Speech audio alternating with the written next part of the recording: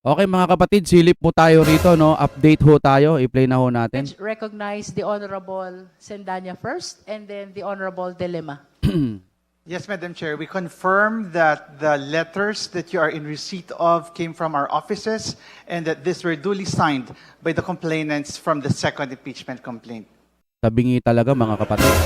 Hindi, tabingi yung magiging pahayag nila dito. Kasi nga, puro ampaw po yung mga ebidensya. Tabingi talaga mga kapatid, no? Tuloy tayo. And in this light, Madam Chair, may I make a short manifestation? You Wow. may continue, Honorable Sendanya. Thank you very much, Madam Chair. Magandang umaga po sa ating mga kasama dito sa Committee of Justice at sa ating pong mga guests ngayong araw na ito, sa mga kababayan nating nag-aabang kasi 2 years in the making na ang pagpapanagot sa ating Vice President. Uy, walang nag-aabang sa inyo, uy. Walang nag-aabang. Kayo-kayo lang dyan. Huwag kayong kumapit sa Pilipinas. No? Abang-abang. Walang nag-aabang sa inyo. Maraming manunood, interesado, dahil nga po si BP Sara yung gusto nyong i-impeach. Pero walang nag-aabang sa... Wala. Inaabangan namin kung paano po makukulong sila Romualdez. Yan po kasi yung inaakusahan. Makukulong ba talaga yon? Siksikan kayo ng siksikan sa... Ano ba sinasabi nila? 612 million. Di umano. 612. Dati 125 million lang. Ngayon ginawa nyo ng 600. Milyon ha? Nagsisiksikan kayo dyan samantalang 800 billion di umano ang ibinibintang sa dun sa mga taga-kabila. Wala. Tabingi yung ano ninyo, yung mga ebidensya ninyo. O, tuloy muna tayo mga kapatid, ano? Okay. I wish to manifest that upon serious consultation with the petitioners of the second impeachment complaint, which I and Representative De Lima endorse, they intend to withdraw their case and instead throw their support behind the third impeachment complaint. Gumawa po sila ng formal na liham na nilagdaan ng lahat ng complainants, 17 in all, at ang ilan po ay kasama natin dito ngayon sa loob ng bulwagan at isinumite sa komite at gayon din sa Office of the Secretary General. Kasama ng mga complainants na iskondiinan na hindi ito pag-urong, kundi pagpapatuloy ng kanilang sinimulan. Kung matatandaan po ng ating mga kababayan, higit 1 taon na ang I would like to Ano first to, may ads? recognize that there's a lot of Skip muna natin, ano? It's clear. Build the strongest case that will hold Vice President Sara Duterte accountable for her acts of corruption and abuse of power. Wow! Their support for the third impeachment complaint well advances this goal and ensures that an airtight and strong case will be the product of the committee's deliberations. In essence, the second impeachment complaint is similar to the third, and thus this committee will be spared from prolonging this process.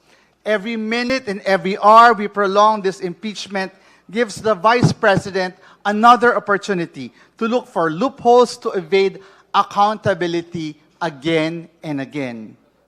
Ngayong wala na ang second impeachment, sa katunayan, mas pinabilis nito ang proseso ng impeachment sa ating komite.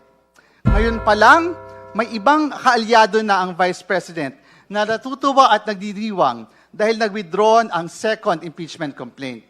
Thinking this shows Kasi naman, tabingi talaga yung inyong impeachment complaint. Tabingi yung impeachment ninyo, hindi nga po talaga uubra. Wala ho talaga. Bakante yan. Tabingi. Wala talagang wala kayong aasahan dyan na kayong mananalo. Pero sa pagkakataong ito, no, sa tingin ko lang, no, nangyari naman na noon dyan sa kamara malamang mai-impeach.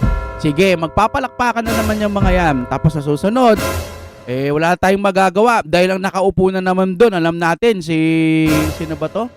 Si School Bukol. At saka yung isa pa, yung sinasabihan nila ng Pinky, sino ba yun?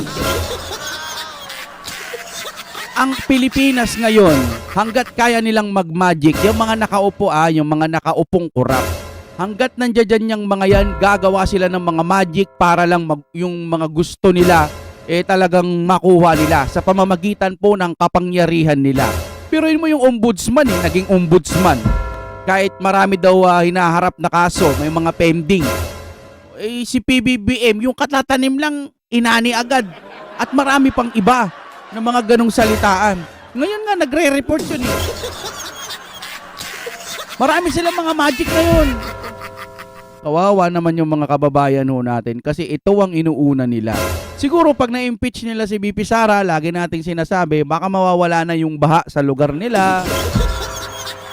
Magmumura na yung mga bilihin. Mahal ng taong bayan. Pwera dun sa mga bugok ha, hiwalay natin yung mga bugok sa hindi nabubulok. Mahal ng taong bayan si BP Sara at ang mga Duterte. Kayo-kayo lang ang gumagawa ng paraan kasi nga, pag nawala si BP Sara, madali nyo na lang din mai-impeach si PBBM. Yan ang aking opinion dyan. At pag nagawa nyo na yon, makakapasok na ulit kayo sa eksena. Kahit isinusuka na kayo at tabingi na kayong hindi makakabalik, pinipilit nyo pa rin ang sarili nyo, nilalason nyo ang taong bayan. Para lang sa sariling kapakanan, nakakahiya itong mga pinagagagawa ng mga to. Buisit. Tuloy tayo na. A weakening of the case against her. Pasensya na po kung babasagin ko ang inyong trip. Oo. Mas pinadadali nga po natin ang pag-i-impeach sa kanya.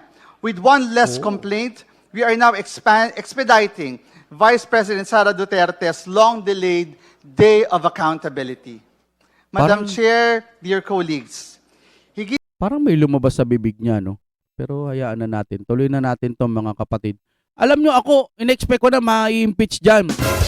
Yung mga pinagsasabi nyo, mga walang kwenta.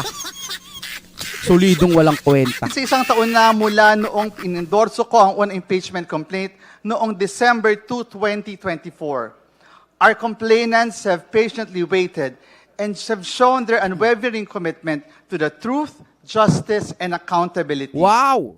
Naghihintay sila Uy, ng sino? matagal na sagutin ni Uy. VP Sara ang aligasyon laban sa kanya. Uy! And hopefully, their long wait will not be for naught. Tuloy ang laban, and as Deputy Minority Leader and ex-official member of this committee, I fully trust that this committee will decide on the merits of this case. Nang sa wakas, ay mahatid na natin ito hanggang sa Senado. Thank you Wow! very much, Madam Chair. Thank you, Honorable Sendanya. Wow! Wow! Wow! Wowie! Napakatindi ng pahayag niya, no? Na parang akala mo talaga may pakialam siya sa Pilipinas. Hindi ho natin ito pagsasawaan at uulit-ulitin natin dahil laban nating itong mga Pilipino na gusto ho nating mabago itong Pilipinas. Hindi tayo lumalaban para paniwalain tong mga to na si BP Sara hindi kurap. Lumalaban tayo kasi maraming nagmamahal kay BP Sara. Yung mga ibinibintang nito na ipaliwanag na. Yung COA sinabi nga wala ngang masamang tinapay pero pinipilit pa rin nila na si BP Sara kurap. Paulit-ulit na lang na napakadali namang maintindihan na hindi kurap yung ginawa ni BP Sara. To make a long story short na lang, December na po ibinigay yung budget.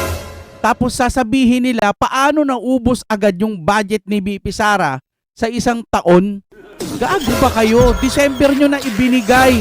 Kaya gumawa si BP Sara ng paraan para mapaganda yung budget na yon. Tapos sinilip nila yung yung confidential fund na may laman-laman na piatos. Natural, hindi pwedeng ipahamak yung totoong pangalan kasi nga yung confidential fund pwedeng gamitin din para atakihin yung mga masasamang loob na nakaupo sa gobyerno, i-raid yung mga illegal na mga malalaking tao dahil kapag nalaman yung, magre-raid siya, malaman yung totoong pangalan nila, yung grupo na yon, di mapapahamak yung pamilya nila. Paulit-ulit na natin sinasabi to pero hindi ako magsasawang sabihin ulit sa inyo na mga itong ginagawa nila, kagunggungan, kabugukan, kahit nandiyan na ang mga paliwanag, ayaw nilang makita kasi ang totoong gusto nila, mapabagsak si BP Sara para mawala na yung malaking tinik nila dahil gusto nilang umeksena dyan. Sir, mangungurakot ba kayo? Para sa akin, walang kwenta talaga tong impeachment nila. Pero gagawin nilang may kwenta kasi nga may kapit sila doon sa taas. Yung kay PBBM, ang dami pa sanang pwedeng ebidensyang ilabas, ilagay. pero hindi nyo na tinignan. Yun sobrang strong, sobrang tapang po ng mga ebidensya doon na pwedeng mapatalsik ang Pangulo pero hindi nyo ginawa, pinrotektahan nyo. Kasi nga, ayaw nyong maging presidente si VP Sara. Yun po ang tunay na dahilan. Oh my God, we'll be back again.